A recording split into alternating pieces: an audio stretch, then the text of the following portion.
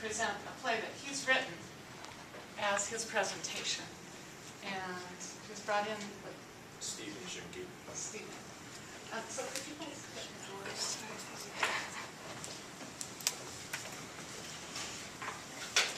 So this is Danny and Stephen.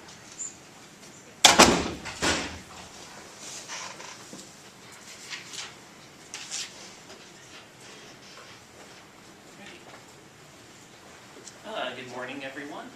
As Professor Saar mentioned, I am Dan Grisiotti, a good member of this class. And you want to introduce yourself? I'm Stephen. I'm from the theater department. I'm a freshman here, and I'll be reading the speech parts of Danny's play while he plays the trumpet. And the trumpet is entitled A Trumpeter Suite. Idea has been developing for the last 2 years, actually, so hopefully you all enjoy it. So.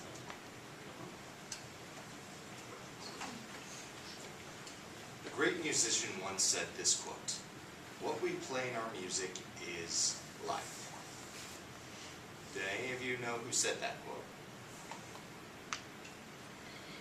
It was Louis Armstrong. He's my favorite composer.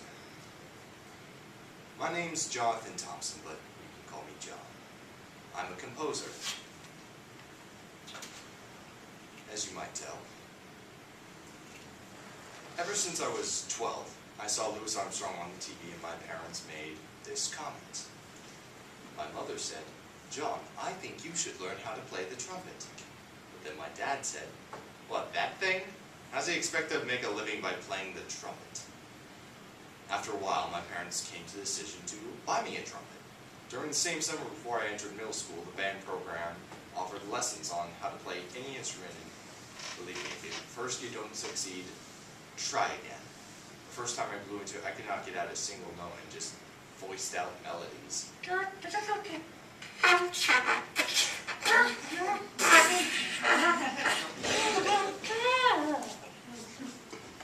was thankful the following day my teacher taught me how to really play it, and since then I've been playing it the right way.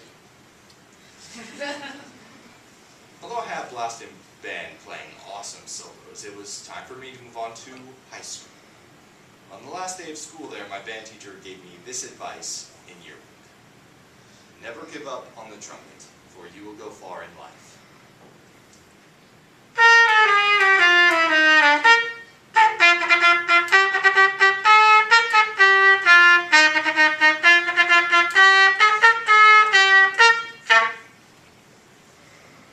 Once again, my dad would not stop reminding me, how are you going to make a living playing a trumpet?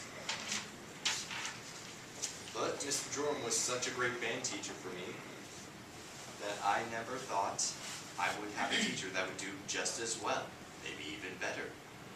When I got to high school, I had made it to all of the band classes there except for percussion, of course. However, those classes were not enough for me to be happy. Don't get me wrong, it's a great honor to be a part of a top band class, but haven't you had a moment in your life, no matter how great, there's still one thing missing that would make your life even more worth living?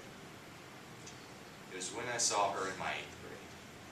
Her name was Melissa Cromwell. We both took band and she played the clarinet. I guess you can say I fell in love at first sight. We became very good friends in my freshman year. It wasn't until my sophomore year that I finally had the nerve to ask her out.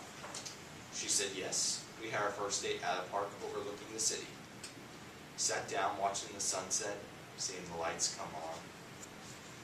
Once we saw the stars come out, I then stood up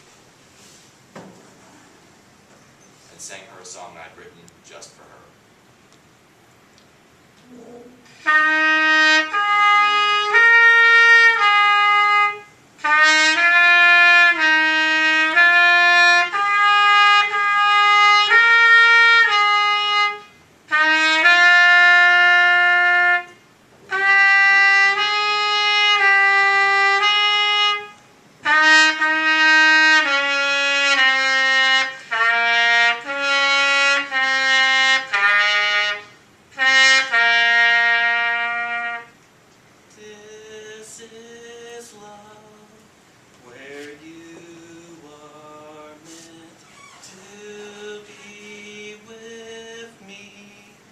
Away.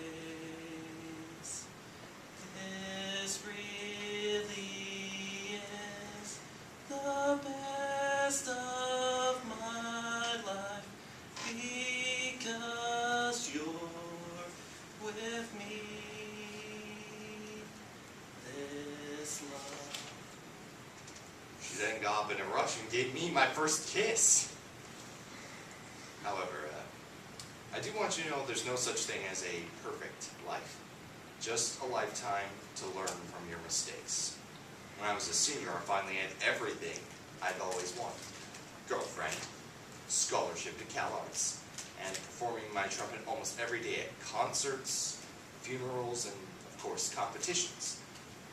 I can never forget the day that would change my life forever.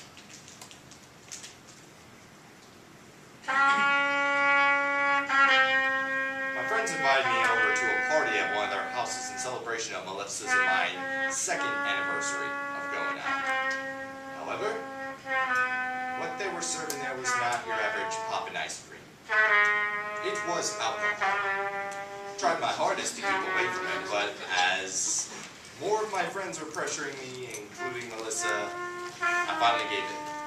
Started out with 1 can, then 2, and all the way to 5 cans that night. Melissa and I got into my car and we drove off.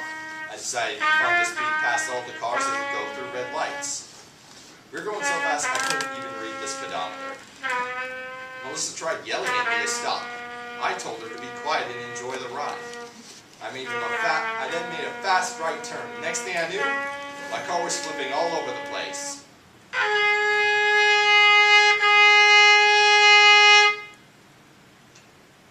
I woke up in the hospital with both my legs broken. Since then, I've been in a wheelchair. Melissa had a traumatic brain injury, but I'm so thankful that she survived and lived. She has no recollection of us having an accident or of us being drunk that night. However, I promised her that I would never again in my life drink alcohol and have her in harm's way again. Well, you know, she forgave me. I've often wondered to myself that would I forgive a person who almost killed me because of his or her reckless driving? To tell you the truth, yes, I would. For Melissa, was a great example of forgiveness to me.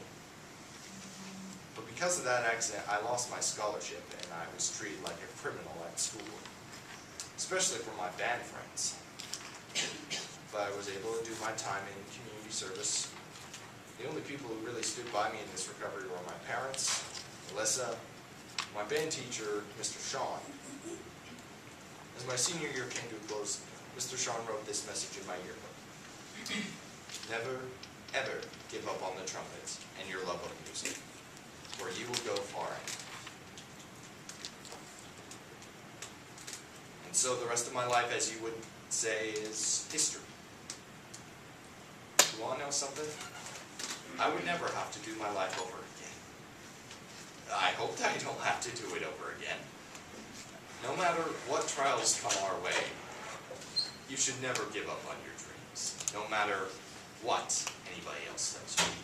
Whether you're a scientist, actor, keep moving forward and live your dreams. And so I had this to say to my father in response to, how does he expect to make a living playing the trumpet? Take this, Dad.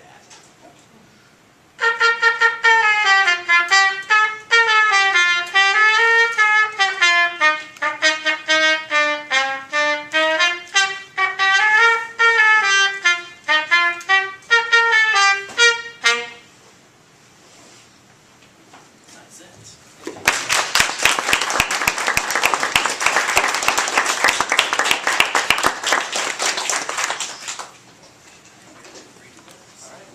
Thank you so much. You're welcome. Thanks very much, Stephen. Appreciate that.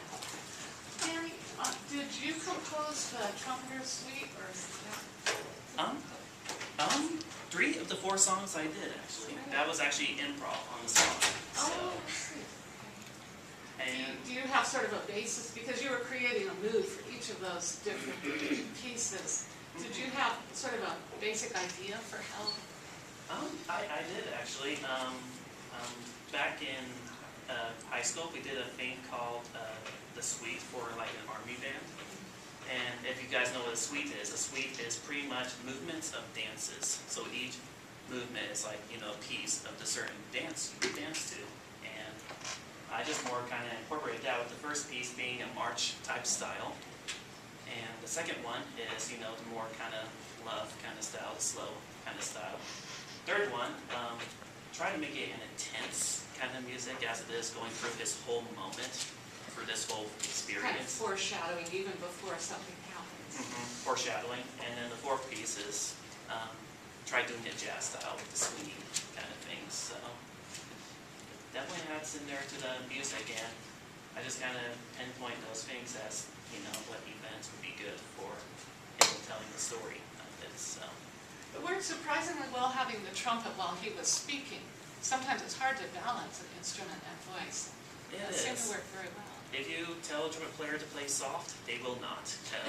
But if we wrote the text, then you do play soft because That's true. I did try playing soft for his speaking, but I just felt that moment the trumpet does need to come in and help support him with that detail.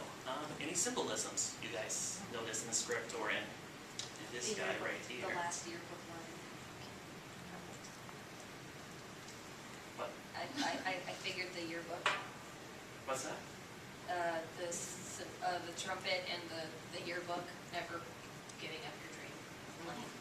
Yes, that does happen. Yes. So you see that like the trumpet becomes a symbol of John's dreams. Yeah, it's like that pushing guy, no matter what people say,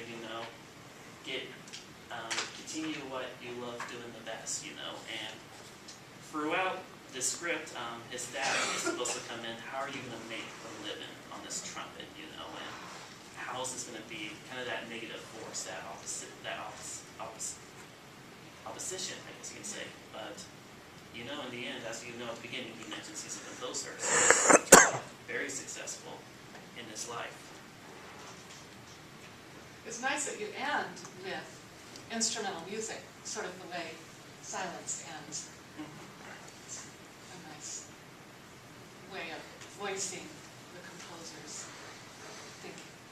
Oh, for sure. I love music, and I try to get into any of my plays or anything in my scripts I write to, anything. So, and as you can tell, I played trumpet for the last 6 years or so, and I'm still playing it to this day. So I enjoy it. Any other questions? Thanks very much.